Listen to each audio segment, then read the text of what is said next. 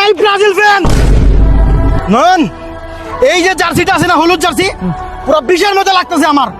মাইরা ফেলো রে, মার। আটকাই গেছিস কেন নয়ন? মার ওরে, মার। আমি ব্রাজিল ফ্যান মারতে পারবো না। কেন? ছোট থেকে বড় হয়েছি ব্রাজিল কইরা।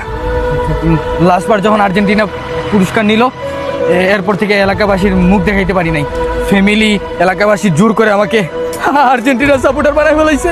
তুই মারতে পারবি না সুমন, এই কাজ তোর করতে হবে। মার ওরে।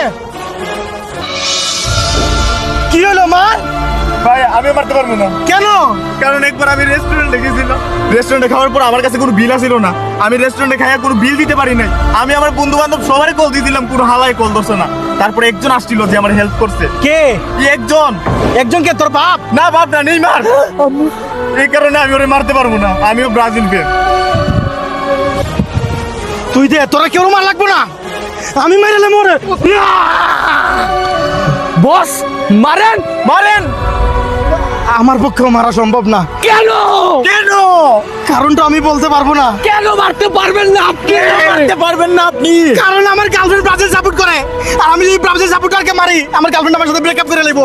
সাইয়া तू जो झूले प्यार से आराम